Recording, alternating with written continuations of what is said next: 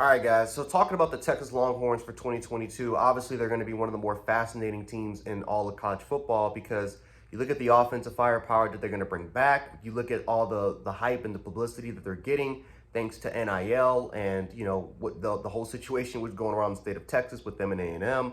And then, of course, again, they got a lot of promising players. They got a lot of promising talent. And a lot of guys that could get drafted, not just this season, but next season. And with the transition of Texas moving on to the SEC pretty soon, now that, of course, we saw that, a couple of teams from the American Conference were moving into the Big 12, it's only going to be a matter of time before we see Texas and Oklahoma move in there. So Texas is going to be a team that a lot of people are going to look forward to. A lot of people are going to see if they can finally live up to the hype. Are they finally, quote unquote, are they finally back? So going into the season with 2022, they do return a lot of promising key players. You look at Bijan Robinson, who's arguably the best running back in the nation. Xavier Worthy was one of the more who took a major step after transferring from Michigan. He took a major step into his development, and he had a phenomenal season for Texas. He was their best, obviously, arguably one of their top 5 best players, if not maybe the second best player on that team. And he was a huge impact player from the outside receiving position.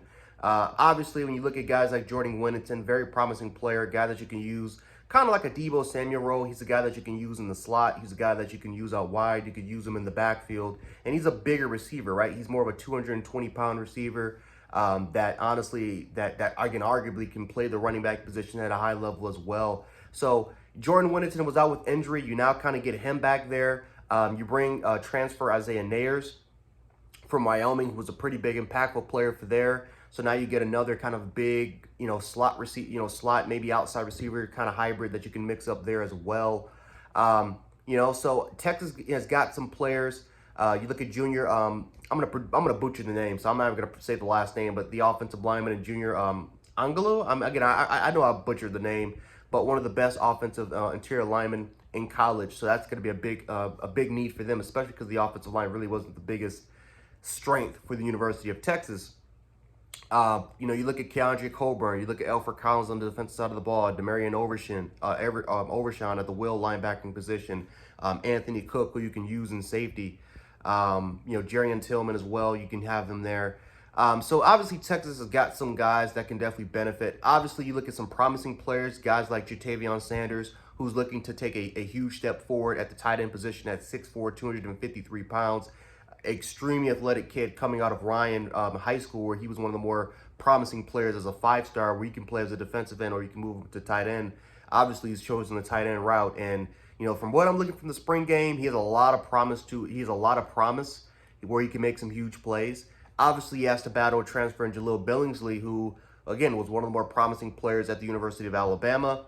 Did not live up to really the expectations. Was kind of always in Nick Saban's doghouse.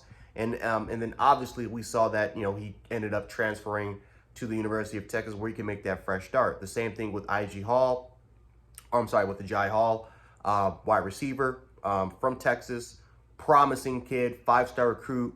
Obviously didn't have the best ending to the University of Alabama, but transferred to Texas to look for that new fresh start for his career.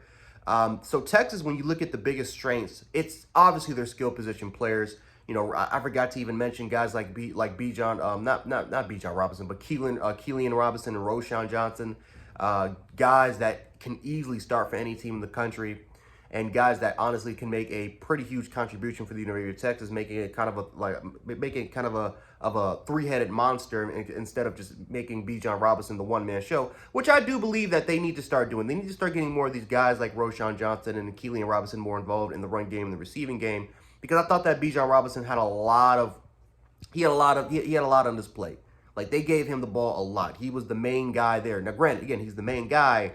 However, again, you got 2 talented running backs that can easily fill in the void if you need Bijan Robinson to take a break, man. At least give that man a break. And then also Quinn Ewers, right? Quinn Ewers.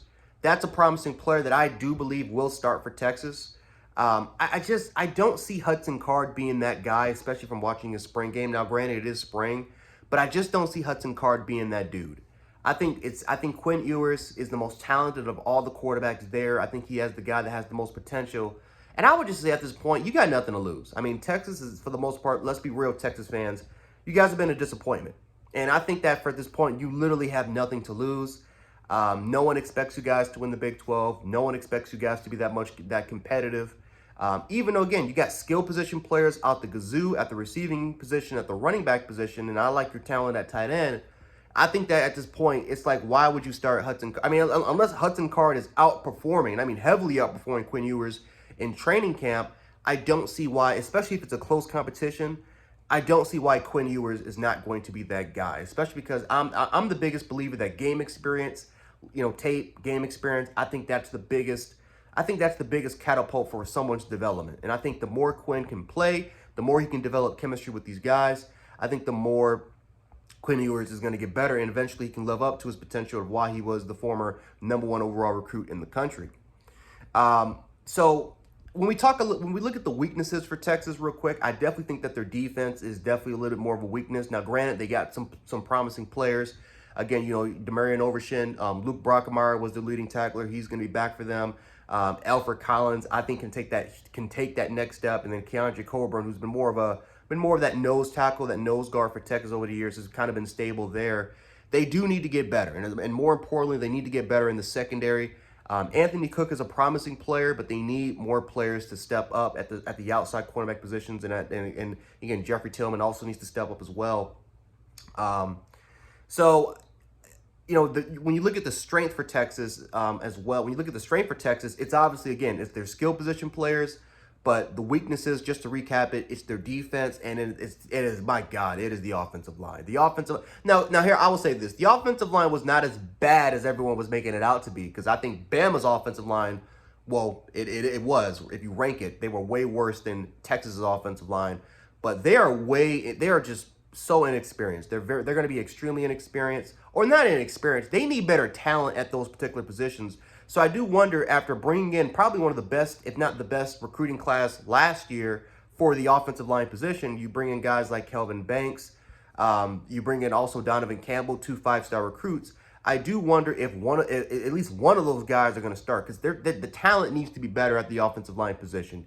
You got Junior there, who's going to be a good guard, future NFL draft pick, but you need other players, especially with the skill position player that you have. If you can just give Quinn Ewers time, or whoever's the quarterback there time, who knows how explosive and how good that offense could become if the offensive line can just be better.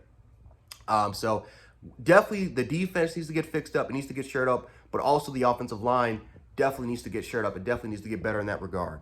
As far as key opponents, obviously you're playing Alabama the first week of the season. You're going against arguably the best front seven in college football. That is Dallas Turner and Will Henderson. That's no small task. So that's something that they definitely got to try to figure out. Obviously you're going to be on the road against Kansas State. You got Oklahoma State on the schedule. Baylor, of course, Oklahoma, who for some reason they just keep choking these games against Oklahoma. So yeah, I mean, as far as key opponents goes, there's like 5 or 6 guys, 6 opponents there. Maybe again on the road against Texas Tech, maybe that could be an upset for Texas. Who knows? But it's a winnable schedule. Right? It's tough because, besides Alabama, there is Big 12 play. It's, again, and it's always tough playing, especially against your in-conference foes, always tough. But, they need to be better than what their record was last year, because last year they could have won at least 9 or 10 games last year, but they choked. And again, they led, and they just, for some reason in the fourth quarter, they always seem to let these leads go. And it kind of dropped their confidence. It caused a lot of arguments between the coaching staff and the players. The players were sick and tired of it. The coaches were sick and tired of it. The fans were definitely sick and tired of it. And in a way, Texas, I thought, they were a lot better than what their record was.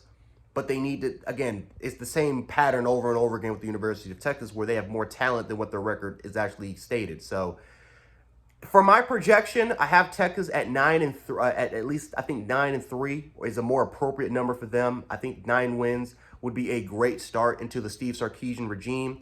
I know he started last season, but they need a big boost. And if they can get to 9 wins, that's a success in my book. That's a big success for Texas in my book, especially with them potentially moving to the SEC in 2023 or 2024.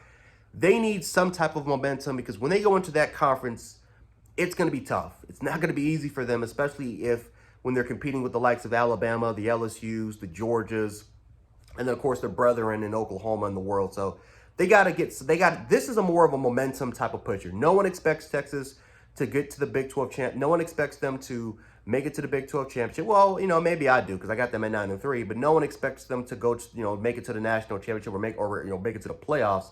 However, there is expectation that Texas will be better than what they were last year. And if they can get to 9 wins or even 8 wins, I think that's success and something that maybe could be the start of a potential momentum changer for that program going into 2023.